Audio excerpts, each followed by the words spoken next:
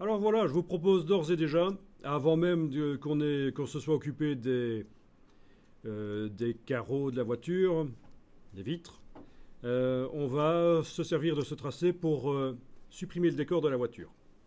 Bon ben déjà, l'image là en bas devrait être transformée en... le calque ne devrait plus être un calque modèle, je veux plus que ce soit affadi. Donc normalement, je devrais double-cliquer sur lui et le transformer en calque normal, décocher l'option modèle. Mais voilà ce que je vais faire. Je vais dupliquer le calque, enlever l'œil, entre guillemets, sur le premier, là. Donc j'ai dupliqué en amenant le calque sur le bloc de feuilles du bas de la palette des calques. Et sur le premier ici, j'enlève l'œil. Et sur le deuxième, je décoche modèle. Voilà. Comme ça, si à un certain moment j'ai besoin d'un modèle rapidement, je n'aurai qu'à enlever l'œil en face de celui-là et réafficher celui-là. Donc j'ai amené le calque modèle qui existait sur le bloc de feuilles, j'ai enlevé l'œil, enfin le rectangle qui était là, et sur le calque modèle copie ici, j'ai double-cliqué et j'ai décoché l'option modèle. Et c'est redevenu un calque tout à fait normal. Le calque 2... Alors, je vais agrandir les vignettes, comme ça tu vas pouvoir voir ce qu'il y a dessus. Non, je rigole. Enfin, je vais quand même le faire. Je vais quand même demander dans les options de panneau d'afficher sous forme de grande vignette. Ici, je vais mettre 50 pixels, voilà. Donc, en fait, qu'est-ce qu'il contient, ce calque? Il contient le tracé qui a fait le tour de la voiture, mais qui n'a aucun fond, aucun contour. C'est pour ça que c'est blanc, je ne vois rien. D'accord? Bon, ben voilà. Donc on veut que l'image ici soit masquée, un système de masquage à l'aide du tracé qui est dans le calque du dessus. Il faut que je sélectionne les deux. Alors je n'ai pas à m'occuper des calques en fait, hein.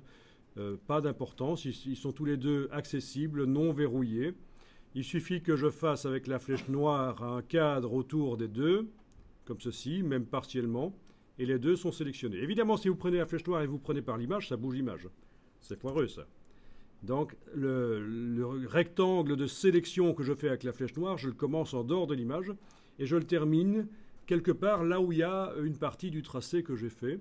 Et donc les deux sont complètement sélectionnés puisque la flèche noire sélectionne entièrement les objets. J'ai mon image qui est entièrement sélectionnée et le tracé entièrement sélectionné aussi. Je peux le mettre dans une autre couleur si je veux. Bah. Voilà. Magenta. Ça marche chez tout le monde? Alors le principe, c'est que ce qui masque doit se situer au-dessus de ce qui est masqué. Eh bien là, c'est le cas, il n'y a pas de problème. L'image est en dessous de ce qui va la masquer, donc ce qui masque est au-dessus de l'image. Les deux sont sélectionnés, alors on y va. On va dans le menu Objet.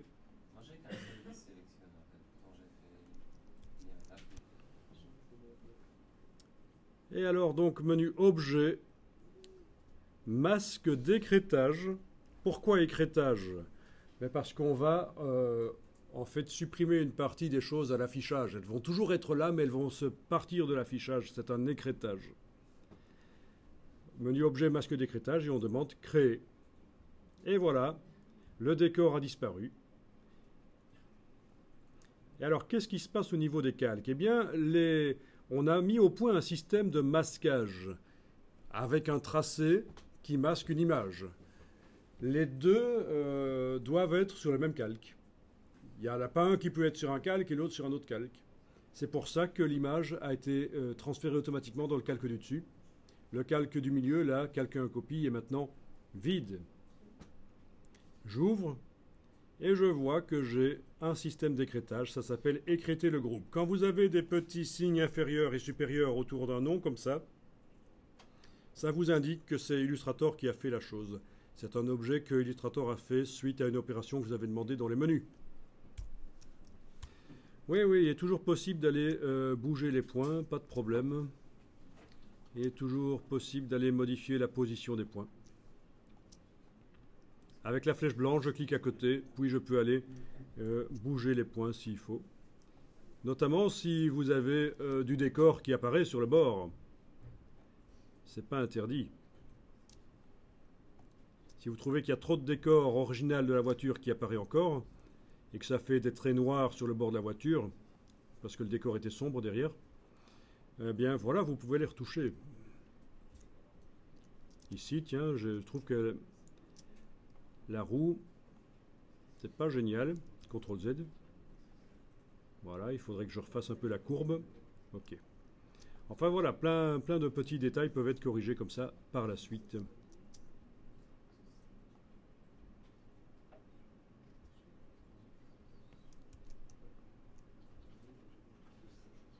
N'hésitez pas à zoomer pour faire ça.